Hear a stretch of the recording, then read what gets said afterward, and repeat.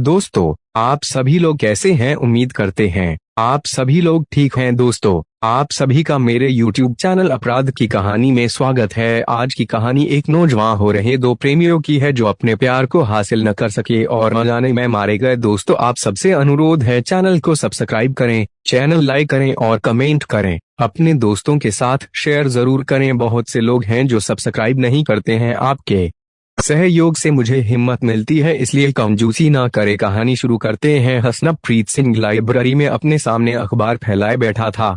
फिर भी उसका सारा ध्यान सीढ़ियों की तरफ ही लगा हुआ था। सीढ़ियों पर जैसे ही किसी के आने की आहट होती, वह चौकन्ना होकर उधर देखने लगता। उसे पूरी उम्मीद थी कि रमनदीप कौर जरूर आएगी। दरअसल वह खुद ही तयशुदा वक्त से 15 से 20 मिनट पहले आ गया था। कस्बे में उन दोनों की मुलाकातें न के बराबर ही हो पाती थीं। सारा दिन एक दूसरे के लिए तड़पते रहने के बावजूद वे 10 से 15 दिनों में एक आध बार बस 3 से 4 मिनट के लिए ही मिल पाते थे। इस छोटी सी मुलाकात के दौरान भी आमतौर पर उनमें आपस में कोई बात नहीं हो पाती थी। उनकी बातचीत का माध्यम वे पर्चियां ही रह गई थीं, जो एक दूसरे को लिखा करते थे। इन्हीं पर्चियों में वे अपनी सब भावनाएं, अपने सब दर्द उड़ेल दिया करते थे। इन्हीं पर्चियों में उनकी अगली मुलाकात की जगह और उसका वक्त तय होता था। दरअसल खेमकरण जैसे छोटे से उस कस्बे में लड़के लड़की का आपस में बात करना इतना आसान नहीं था। फिर बात जब एक ही गांव और एक ही बिरादरी की हो तो और भी मुश्किलें पैदा हो जाती हैं। बात तो कहीं न कहीं की जा सकती थी, पर बात करने की खबर पूरे कस्बे में फैलते देर नहीं लगती थी। कम उम्र होने के बावजूद लड़के लड़की में इतनी समझ थी कि वे न तो अपनी और न अपने घर वालों की बदनामी होने देना चाहते थे। इसलिए जब भी वे मिलते तो यही कोशिश करते कि बात ना की जाए। हाँ, कभी कभार मौका मिल जाने पर एक आध वाक्य का आदान प्रदान हो जाया करता था। बावजूद इतनी सावधानी के आखिर एक दिन उनकी चोरी पकड़ी गई और उस दिन दोनों के घर में जो तूफान उठा वह बड़ा भयानक था। दरअसल उनके मोहल्ले के किसी आदमी ने दोनों को एक साथ देखकर उनके घर शिकायत कर दी थी। हसनप्रीत सिंह के पिता परविंदर सिंह भारत पाक सीमा पर बसे कस्बा खेमकरण सेक्टर के वार्ड 2 में रहते थे। परविंदर सिंह के 2 बेटे थे। बड़ा बेटा अर्शदीप सिंह जो शादीशुदा था और छोटा बेटा 21 वर्षीय हसनप्रीत जो अपनी पढ़ाई पूरी करने के बाद अपने पिता के साथ खेती बाड़ी करता था। जाट परिवार से संबंधित परविंदर सिंह के पास कई एकड़ उपजाऊ भूमि है और उनकी गिनती बड़े किसानों में होती थी। उनके पास धन दौलत ऐश्वर्य किसी चीज की कमी नहीं थी। वहीं रमनदीप कौर के पिता जस्सा सिंह की गिनती भी बड़े किसानों में होती थी। उनके पास भी कई एकड़ उपजाऊ भूमि और सुख सुविधाओं का सभी सामान था। जस्सा सिंह का परिवार परविंदर के घर से कुछ दूरी पर वार्ड नंबर 2 में ही रहता था। दोनों परिवारों में अच्छा मेल मिलाप था, पर वर्चस्व को लेकर कभी कभार कहासुनी हो जाती थी। बहरहाल हसनप्रीत अखबार सामने रखे अपने आसपास बैठे लोगों पर भी नजर रखे हुए था। यह ध्यान रखना बेहद जरूरी था कि उन लोगों में से कोई उसकी जान पहचान का ना हो। साथ ही इस बात का भी ख्याल रखना जरूरी था कि वहां बैठे किसी आदमी को उस पर यह शक ना हो जाए कि वह वहां अखबार पढ़ने के लिए नहीं बल्कि किसी और इरादे से आया है। एक समस्या और भी थी। सामने के किताबों से भरी अलमारियों वाले कमरे में लाइब्रेरियन के अलावा कई लोग मौजूद थे। उस कमरे में लोगों का आना जाना भी लगा रहता था। हसन और रमनदीप की मुलाकात करीब 2 साल पहले एक शादी में हुई थी। 12वीं तक की पढ़ाई करने के बाद हसन एग्रीकल्चर का डिप्लोमा करके पिता के साथ अपने खेतों में आधुनिक तरीके से खेती का काम करने लगा था। रमनदीप कौर सामान्य कद की गोरी लेकिन साधारण सी लड़की थी। उसकी यही साधारणता उसके आकर्षण का कारण थी, जिस पर हसनप्रीत पूरी तरह कुर्बान था। शहर में 2 लाइब्रेरियां थीं। एक तो बहुत छोटी थी, जिसमें मात्र 4 से 6 लोग बड़ी मुश्किल से बैठ पाते थे। वहां मिलने का तो सवाल ही नहीं उठता था। हाँ, यह दूसरी लाइब्रेरी काफी बड़ी थी। वे लोग इसी लाइब्रेरी में मिला करते थे। अब दोनों कोड वर्ड के जरिए मिलने की जगह तारीख और समय तय कर लेते और इस तरह 10 से 15 दिनों में एक बार मिला करते। इन्हीं मुलाकातों में वे भावनाओं से लबालब अपनी अपनी पर्चियां किसी न किसी तरीके से एक दूसरे को पकड़ा दिया करते थे। उस दिन उनका मिलना भी इसी तरह एक चिट्ठी के जरिए तय हुआ था। हसनप्रीत की नजरें बार बार अपनी कलाई घड़ी से टकराती। कई वक्त से पूरे 7 मिनट ऊपर हो चुके थे। वह मायूस हो चुका था। उसे लगने लगा था कि अब रमन नहीं आएगी। तभी हाथ में एक छोटा सा लिफाफा पकड़े रमन सीढ़ियों पर नजर आई। भेज पर संयोगवश हसनप्रीत के पास वाली जगह खाली थी, जहां आकर रमन बैठ गई। आसपास इतने लोग बैठे थे कि बात करना बिल्कुल असंभव लग रहा था। हसनप्रीत के दिल में तूफान सा मचल रहा था। लाइब्रेरी में जमे तल्लीनता से अखबार पढ़ रहे लोगों के बीच पसरी चुप्पी के बावजूद बात करना कतई संभव नहीं लग रहा था। हसन ने कंगियों से रमन की ओर देखा। वह भी अखबार सामने रखे हुए उसे पढ़ने का नाटक करने लगी। इसी उधेड़बुन में कई मिनट बीत गए। हसनप्रीत बड़ी बेचैनी सी महसूस कर रहा था। इससे पहले ऐसे कई मौके आए थे जब वे इस तरह लाइब्रेरी में मिले थे और आपस में उनकी कोई बात नहीं हो पाई थी, पर उनके लिए आज का दिन तो विशेष था। रमन ने कोई खास बात करने के लिए हसन को बुलाया था। आखिर अपने चारों ओर देखने के बाद रमन ने चौकन्ने होकर धीमे स्वर में कहा, हसन, मेरे पिताजी किसी भी सूरत में हमारी शादी के लिए तैयार नहीं होंगे, इसलिए तुम मुझे भूल जाओ। अपने प्यार को भूलना क्या इतना आसान होता है? तुम भी पागलों जैसी बातें करती हो। हसन ने रुआन से होकर कहा, देखो मेरे पिता को देखो, वे मेरी खुशी की खातिर तुम्हें अपनी बहू बनाने को तैयार हो गए हैं। क्या तुम्हारे पिताजी मुझे अपना दामाद स्वीकार नहीं कर सकते? यही तो विडंबना है मेरे भाग्य की। तुम्हारी जुदाई शायद मेरा नसीब है। तुम भी बेकार की बातें करती हो। इंसान को अपनी कोशिश तब तक जारी रखनी चाहिए जब तक उसकी समस्या का समाधान नहीं हो जाता। हसनप्रीत ने रमन को हौसला बंधाते हुए कहा, तुम पुरुष हो और तुम्हारे लिए ऐसी बातें करना सहज है, लेकिन मैं लड़की हूँ। मैं इस समाज का और अपने परिवार का सामना नहीं कर सकती। रमन के ये वाक्य उसके टूटे हृदय की वेदना और उसकी हार की निशानी थे, जिसे हसनप्रीत ने स्पष्ट महसूस किया। इसलिए उसने ढांढस बंधाते हुए कहा, एक काम करो, तुम सारी बातें उस वाहेगुरु पर छोड़ दो। अगर हमारा प्यार सच्चा है और इरादा पक्का है तो मुझे पूरा विश्वास है कि सच्चे पातशाह हमारी मदद जरूर करेंगे। वही कोई ना कोई रास्ता निकालेंगे। बस तुम्हें विश्वास रखना। बातचीत के बाद दोनों अपने अपने घर चले गए। जस्सा सिंह और उस के भाइयों को जिस दिन से यह खबर लगी थी कि परविंदर का छोटा बेटा हसनप्रीत उनकी बेटी रमनदीप में दिलचस्पी ले रहा है, उन्होंने उसी दिन से रमन पर नजर रखनी शुरू कर दी थी। यहाँ तक कि उसे किसी काम से अपने घर के सामने रहने वाले अपने चाचा के घर भी अकेले जाने की इजाजत नहीं थी।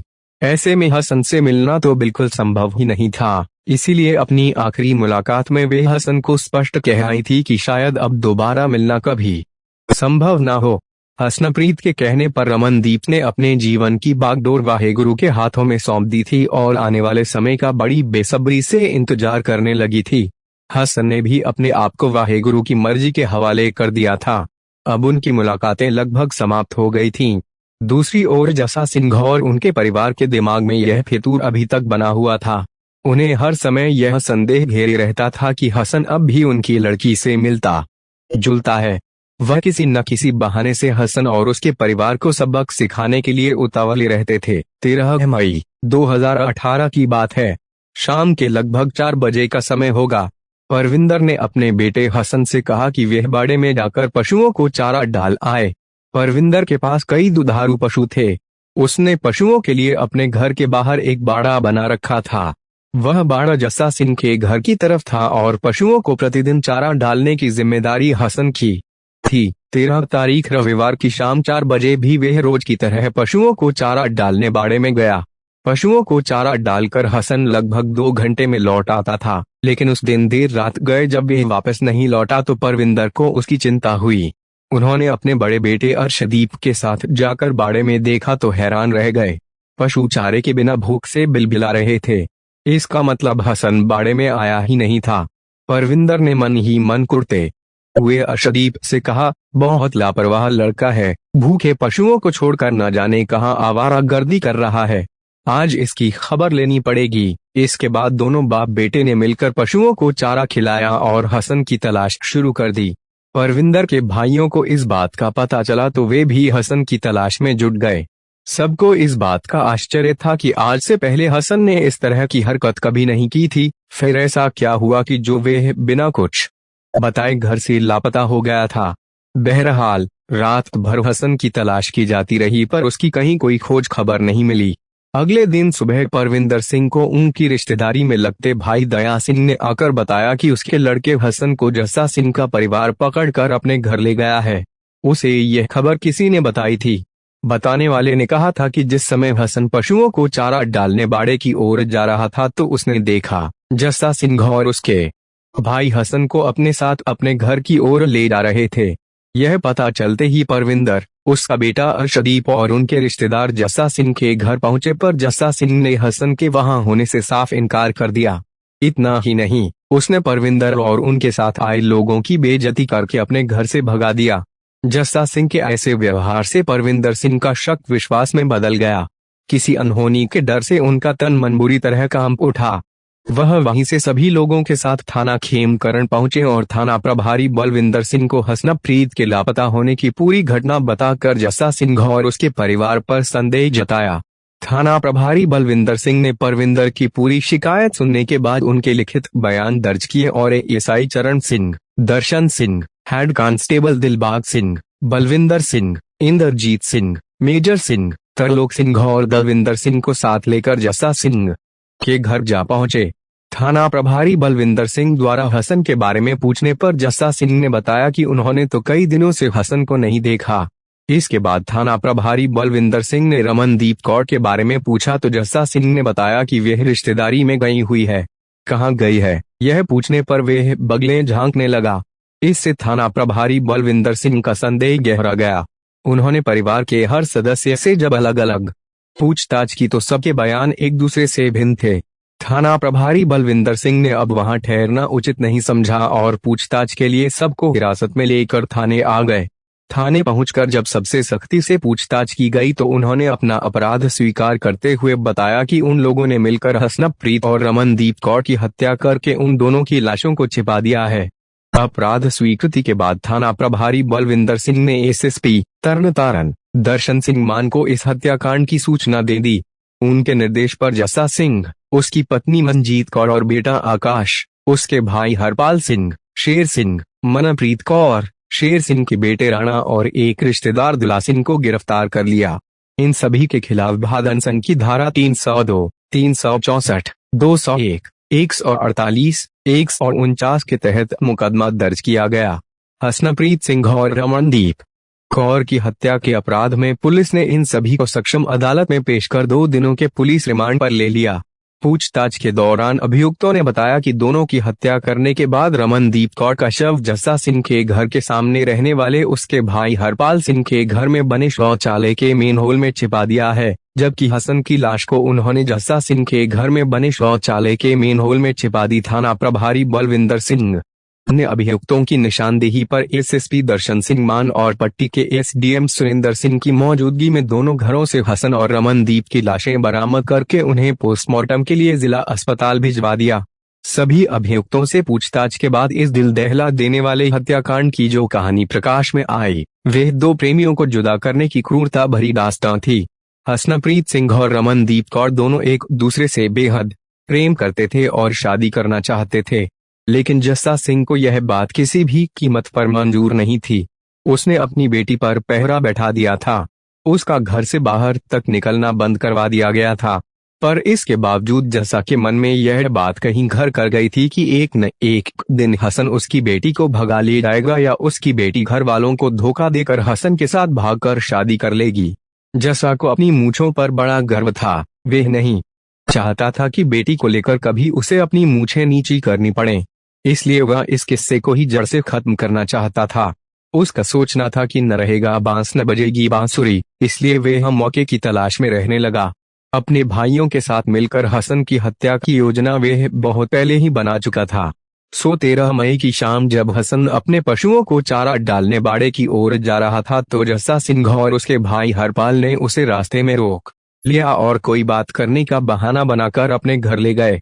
उनके घर पहुंचने पर घर की औरतों मंजीत कौर और मनप्रीत कौर ने घर का मुख्य द्वार बंद कर दिया और हसन से बिना कोई बात किए, बिना कोई मौका दिए ट्रैक्टर की लोहे की रॉड उठाकर उसके सिर पर दे मारी। अचानक हुए इस हमले से हसन चक्कर खाकर जमीन पर गिर गया। रमनदीप कौर अपने कमरे से यह सब देख रही थी। अपने प्रेमी की यह हालत देख वे उसका बचाव करने के लिए भागती हुई आई तो जस्सा सिंह ने उसी रॉड का एक जोरदार वार उसके सिर पर भी कर दिया और चीखते हुए बोला, अपने यार को बचाने आई है, अब तू भी मर। इसके बाद सब ने मिलकर हसन और रमन पर रॉड से तब तक प्रहार किए जब तक उनके प्राण नहीं निकल गए। 2 हत्याओं को अंजाम देने के बाद रमनदीप कौर का शव जस्सा सिंह के घर के सामने रहने वाले उसके भाई हरपाल सिंह के घर में बने शौचालय के मेन होल में छिपाया गया और हसन की लाश को जस्सा सिंह के घर में बने शौचालय के मेन होल में। पुलिस रिमांड के दौरान अभियुक्तों की निशानदेही पर वह लोहे की रॉड भी बरामद कर ली गई जिससे दोनों प्रेमियों की हत्या की गई थी। रिमांड अवधि समाप्त होने के बाद पुलिस ने इस हत्याकांड से जुड़े सभी 8 अभियुक्तों को अदालत में पेश करके जिला जेल भेज दिया। दोस्तों, आपको कहानी कैसी लगी कमेंट करके जरूर बताएं और एक बार फिर आपसे अनुरोध है चैनल को सब्सक्राइब करें और लाइक करें, शेयर करें। कल फिर आपसे मुलाकात होगी एक और नई कहानी के साथ। तब तक अपना ख्याल रखें और